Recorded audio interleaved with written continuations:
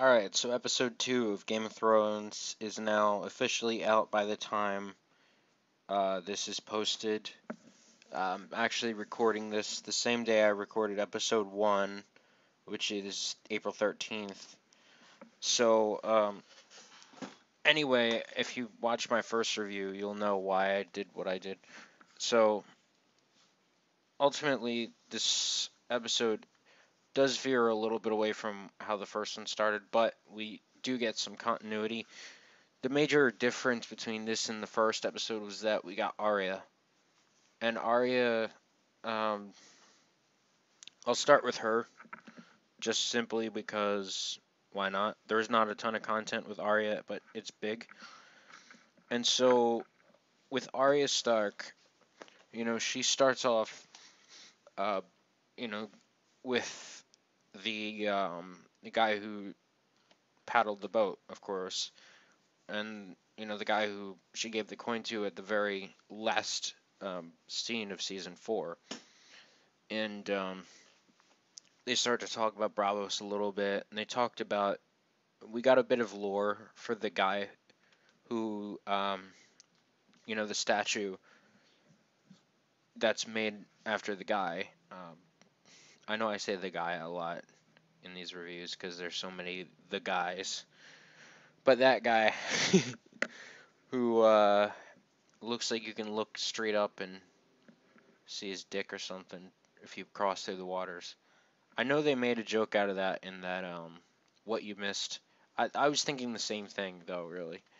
Um, that was in back in when Stannis went through that. That's when that I thought of that, and that's when I think the what you missed on Tumblr made that joke. Those are great. I love those.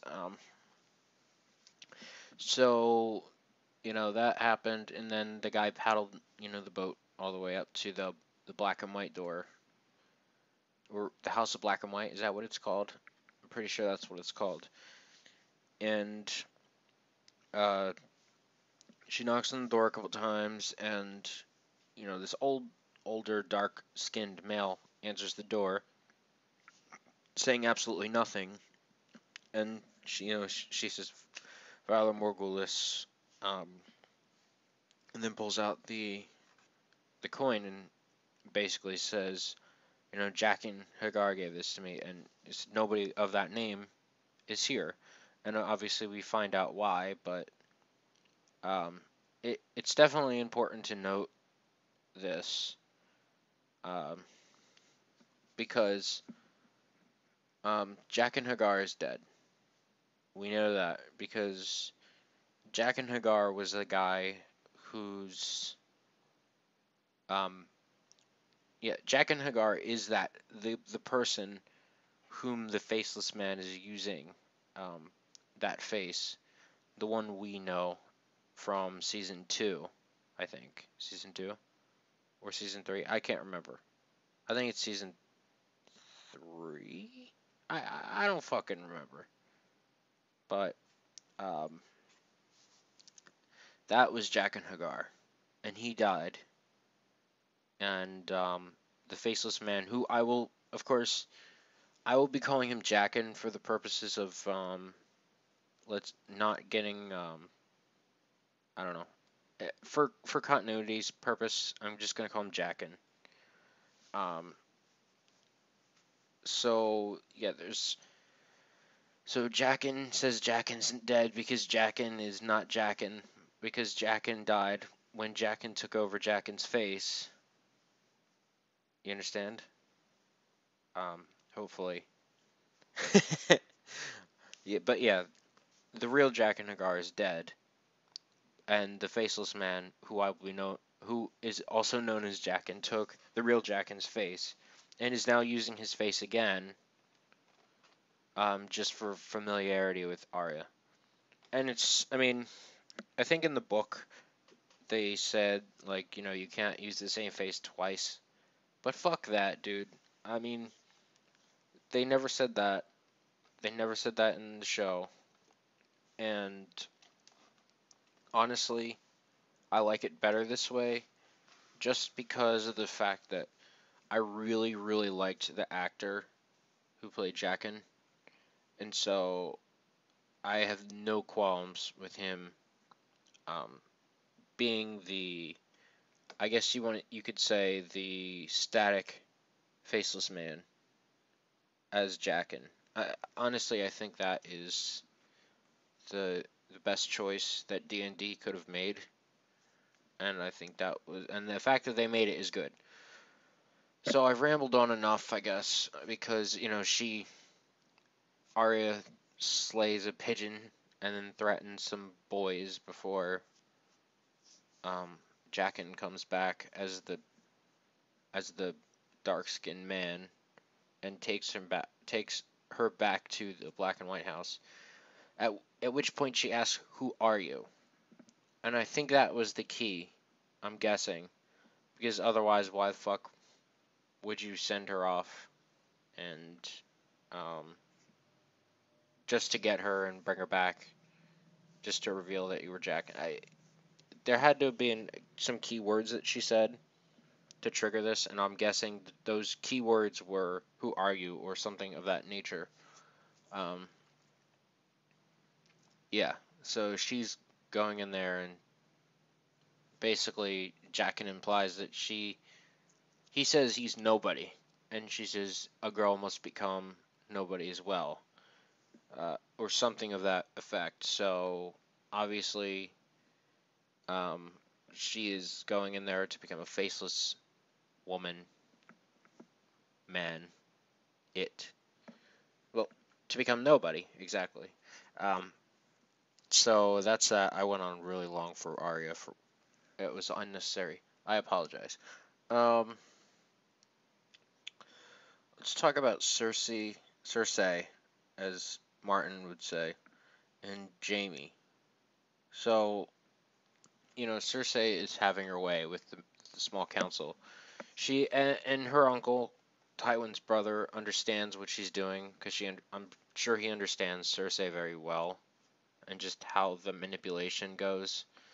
And so he basically is like, nope, I'm not having any part of this shit. So he leaves and goes back to Casterly Rock, as a, you know, um, presumably, assuming she hasn't had him killed. No, I'm just kidding. And as for Jaime, um, they get into a scuffle. Not really. I mean, they kind of do, but Cersei's just being a bitch again. What a surprise! She had to fill her quota, and Jaime's like, "All right, I'm a man. I'm gonna fucking make things right." It's like, I'm a dude. I fix things. I don't just talk about shit. I fix things. I'm not saying that all women just talk and don't fix things. Don't don't take that the wrong way. That's just a generalization that I happen to make. I don't know. Anyway, so when he said, "I'm not going," who said I'm going alone? My first thought was Bronn. And I was like, please, please, please, please, please, please, please. And when the second I saw Bronn, I literally went, yes, because I hated the fact that he parted from Tyrion, and it seemed like he had no purpose in the story anymore. Speaking of no purpose in the story, I'll get to Brienne later. But the second I saw Bronn, I was happy as shit because it seemed like he was having no purpose in the story anymore. But Jaime, good guy Jaime, brings him back into the fold. Beautiful. I love it. You can't get rid of Bronn so easily. I don't believe in the books that he is relevant after season 4's events, um, which I believe is Storm of Swords, right? Because Storm of Swords was like 2 seasons of Game of Thrones, I think. I don't believe Bronn is relevant because of X, Y, and Z, but the fact that, D&D decided to bring him back, great. I don't give a fuck if it deviates from the books. You bring Bronn back, I don't give a shit. It's awesome. And Jamie and Braun, they're two great characters. They're amazing. Jamie started off, he was okay, and at some points unlikable, but man, he has grown into easily one of the best characters of Game of Thrones, easily. And so, they're going off. They are riders on a mission to save Marcella, even though she's not really being held hostage or anything. I mean, Elia, right? Is it Elia or whoever the fuck Oberyn's wife or soon-to-be wife was? Um, she's being an asshole. Understandably, she's mad that Oberyn died at the hands of the Mountain.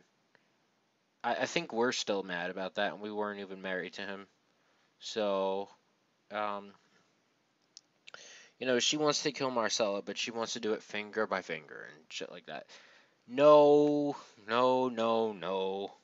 You do not get involved with King's Landing in that way. Things never go the way you want it to.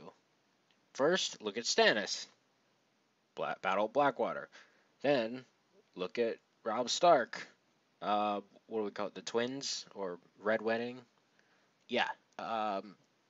You probably should learn that if you go up against King's Landing, you're probably going to get fucked until the last season. Or presumably to the last season. Yeah.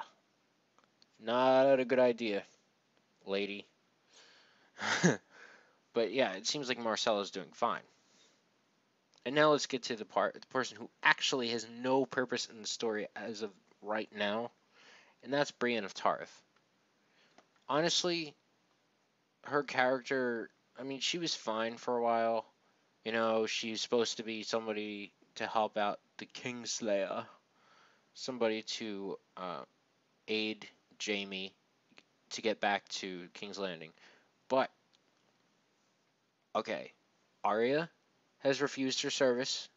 Sansa has refused her service. What point does her character have from this point on? Other than being kind of cool and being a strong, independent woman. At this point, she really has no purpose. And to be honest, her character's starting to fall flat. I was actually rooting for the Hound in that fight. And now it's interesting because I didn't like the Hound for a while, and then I started to like him when it was him and Arya. And then I rooted for him because I'm like, alright, she's kind of getting annoying. I mean, she was fine for a while, but now she just doesn't have any point. And so she saves Podrick, and they're gonna follow Sansa. I guess maybe she's gonna try a great rescue when Littlefinger gets too buddy with Sansa. I don't know. That's besides the point. I love Littlefinger's I love Littlefinger's like thank you, Zach. You were sworn to protect Renly. She failed. She was sworn to protect Cat. She failed. Like, really, Littlefinger, way to lay it on thick. But it's true. I mean, she's kind of failed. Except for Jamie. I mean, she saved Jamie. So. Though, to be fair, Jamie also saved her. From the bear and shit. So. Kind of evens out. Let's see. What else? I mean, there's Daenerys and Jon Snow again, of course. Was there anything else important in that episode? There was no Melisandre in this episode, interestingly enough. Oh yeah, I covered Arya, I covered Sansa, I covered all that shit. Oh, I mean Tyrion and Varys have a small bit in this, where Varys is they're kind of doing the same back and forth because Tyrion is still in this like slump because he killed Shae, who he genuinely loved, and Tywin, who even though he hated it on some level, he also loved on some level. That's the vibe I'm getting at least. Um, tell me your thoughts in the comment section, maybe. I don't know. And they're going to Daenerys, obviously. It's confirmed. And so I don't know if Aemon's going to exist in this one or whatever. Whatever. Daenerys. No, I'm actually gonna do Jon Snow before I go to Daenerys. Jon Snow, he gets scolded by Stannis, as most of us probably expected, because he was supposed to offer up Mance Rayder, the Lord of Light. Blah, blah, blah, blah. He shot him with an arrow, and he was supposed to burn at the stake. He burned at the stake. He just didn't die from burning. So technically, Jon Snow did not do much to go against Stannis. But anyway, let's see. And then the whole Night's Watch thing, and they choose Jon Snow as the commander. Presumably, right? No, I'm just kidding. It's obvious. Jon Snow is the commander, and okay, moving on. Dany, the troubled Targaryen. The best part about this facet in this episode was the conversation with Barristan Selmy, because that was very deep. I really enjoyed the story of the Mad King and just the comparison, like bitch, you better not become the Mad Queen, or else maybe I'll be the next Queen Slayer. I don't know. But yeah, it was a good lesson, and so she does, in fact, after they find one of the Sons of Harpy, which was a really good scene, by the way. I liked the comparison between Daario, the kind of mercenary rogue type of character, versus Grey Worm, who is more of a knight soldier type of character, and like both have their pros and cons, but Daario's is infiltration, information, etc., whereas Grey Worm is more war and just overall fighting. So the one guy, he had one job, but he killed the guy. So he gets killed, even though everybody's like, mercy, mercy, mercy, mercy, mercy. And she doesn't show mercy. At that point, that was a stupid idea. I mean, they're all asking for mercy. And yes, I do understand what she was saying about, freedom and justice. There cannot be one without the other. Because, at the same time as freedom, there also has to be some kind of justice system. And if you go against the law, you should be punished. And that's something. However, the fact that they all said mercy, this guy should have been made an example of instead. Instead of killing him to make an example, they should have at least put him in prison, or at least scared the shit out of him by saying, "Look, I will show mercy just this once, because this is something this is relatively new, but now all of you know. I'm putting this guy in prison for a while. And know this, if you break the law next time, there will not be mercy. And so I will listen to you guys this once." And, this goes back to what Barristan Selmy was saying. He was saying shit about, if you start to go against them too much, they're just going to want your head. You're giving them the justice that they want to rebel, essentially. And so the final point, I know this is going on a long time. Game of Thrones videos are going to go on for a long time, guys. These episodes are fucking long, and they deserve a pretty big breakdown, because there's a lot of information in every episode. So I'm going to take as much time as I need to.